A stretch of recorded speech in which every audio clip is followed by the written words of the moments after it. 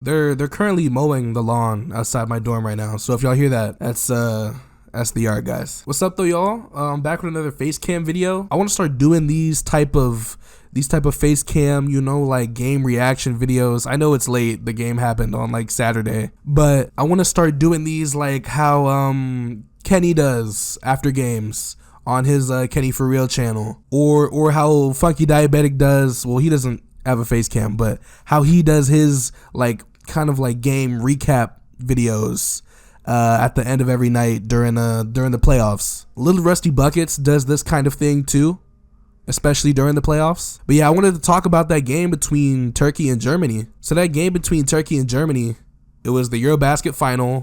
Whoever wins this is the best team in Europe, and they go home with the gold. I don't know if you can say Germany is the best team in Europe when Wemby didn't play for France, but he didn't. So as of right now, Germany is once again the best team in Europe. So I got my notes right here, and I got a list of things I want to go over, and the first thing I want to go over is Isaac Bonga. So I didn't even know Isaac Bonga was German, but Isaac Bonga played a really good game. I think he finished with like 20 points, and he was knocking threes down. His jumper looks a little unorthodox, but I don't even think it's his mechanics. I think his arms are just really long. But yeah, Isaac Bonga had a great game. His threes, he was playing elite defense. He has the frame of an elite defender, and he uses it to his advantage. But I was really impressed with his 3-point shooting, especially guys like him with the longer arms. It's harder for them to shoot well and consistently, but he was knocking down his threes at a really good level the entire tournament, and especially in the championship game. And I think he deserves an NBA contract. I honestly do. He's a prototypical 3-and-D guy. Like I don't know any teams that wouldn't want to use him. That's up for the NBA teams to decide. I'm not an NBA GM, so I know there's a lot more to it than just how good you are. And there's a reason why I'm not working in the front office right now. But I think Isaac Bonga is good enough to play a solid role in the NBA on a good team. Like, why don't the Heat or like the Nets or someone like that sign him? Next up on my notes, I have Alperen Sengun greatness. So Alperen Sengun played really well. He played really well the entire tournament. I'm really proud of him. I was rooting for Turkey in this tournament because, well, Sengun's on that team. But yeah, he played a really good tournament. I know things didn't end the way he wanted them to, and that's okay. I was really impressed with everything I saw from him. He was shooting threes. In one of those games, he went like 4 for 7 from 3. They played big games. They beat Serbia. They beat Giannis in Greece, and he was the best player on the team in most of those games. Not in the Greece game. The Greece game, Erkan Osmani, he was going crazy. But yeah, I'm really proud of Sengun. In that final game, he had like 28 points, 50% from the field. His playmaking was really good. He was getting flashy. He was getting fancy on them boys and and all that. I'm excited. As a Rockets fan, I'm excited. I want to see what he looks like next to KD, how his playmaking is going to translate in NBA games, all that. And I know things didn't turn out the way he wanted, but this Germany team is just so experienced. They just won the World Cup like 2 years ago. Yeah, 2 years ago, back in 2023, they just won the World Cup. So this is a bunch of guys that have played on this stage, and they know what they're doing. Next up is Franz Wagner greatness. So Franz Wagner played really well in that last game. As I was rooting for Turkey, I was like, damn, he is really killing them right now. Franz Wagner is he's so talented. He's so crafty around the rim, and he's really tall. He's really tall to play the way he does. But yeah, Franz had me impressed. His jumper looked pretty solid in the game too. His jumper isn't ugly like how it used to be. The hitch isn't like 100% gone, but it's a lot less noticeable, and I can tell that he's putting in work on it. So as a Magic fan, I think that's all you can ask for. His handle looks a lot better as well. Franz's handle has never been like a problem, but it has been kind of loose at times, and he looked really careful with the ball. He was taking care of the ball well, I feel like, at least in the games that I saw. Next up on the list, I want to talk about Cedi Osman. I have it written down as Cedi Osman Demon. But yeah, Cedi Osman played amazing. Cedi Osman played outstanding. In that last game, he played all 40 minutes. He had like 20 points. He was knocking down threes from the jump. And honestly, Cedi Osman's another guy that I wonder, why isn't he on an NBA team?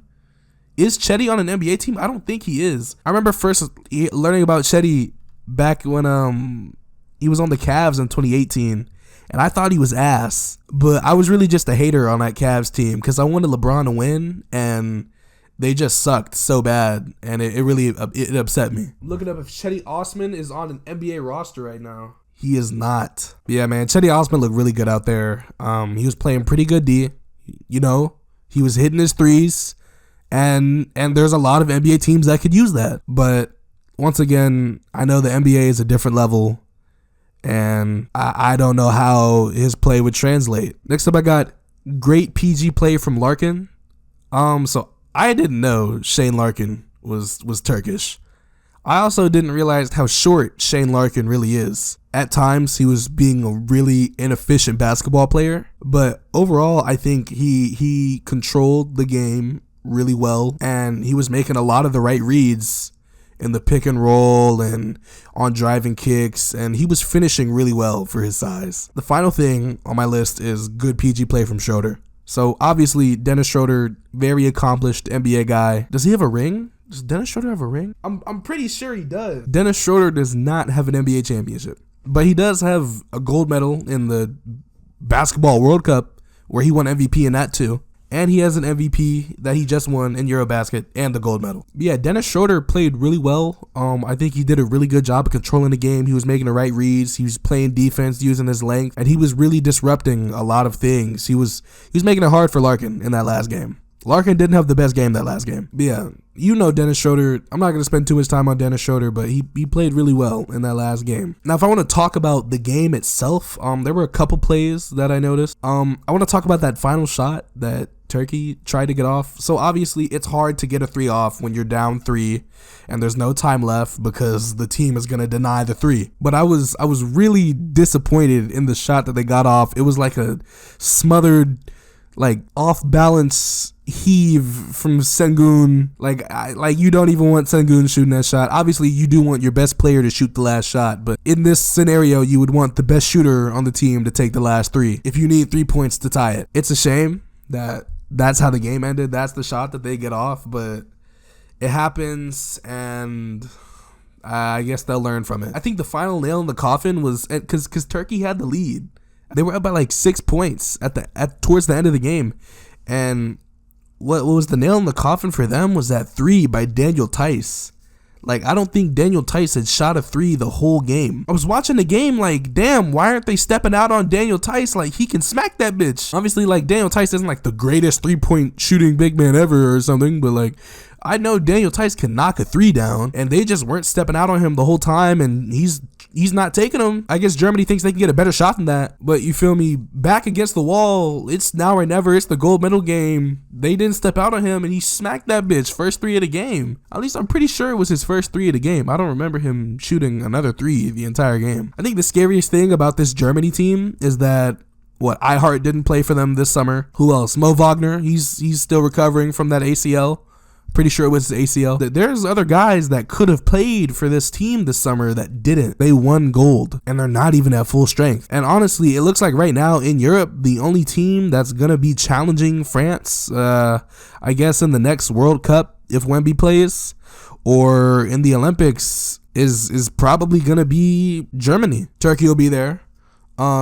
Slovenia is probably always going to be there just because they have Luka. Serbia is going to be another team that's formidable. Greece is always going to be there because they have Giannis. But Germany scares me a lot right now, especially if next summer or in a couple of summers, international play resumes and they get Ihart and they get Mo Wagner and other guys that didn't play for them this summer. France is still scary to me. France will always be the scariest international squad besides USA to me. But I don't know, man.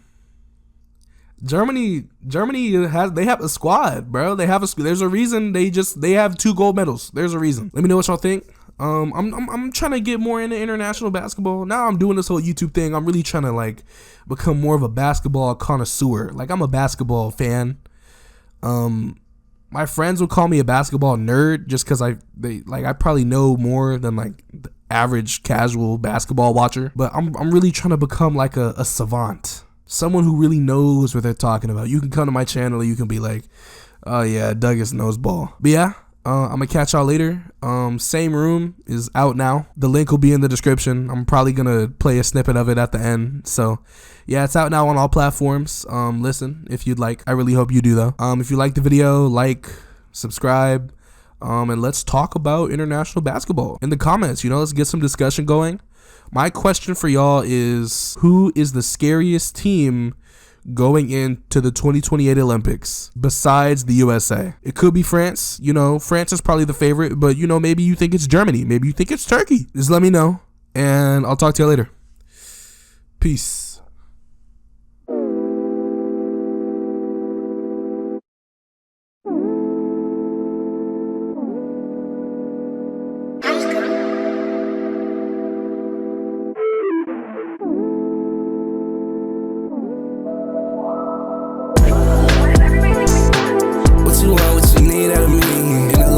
Airbnb, you became something I cherish and need. In my head, you married me, but we got close, we died with tea.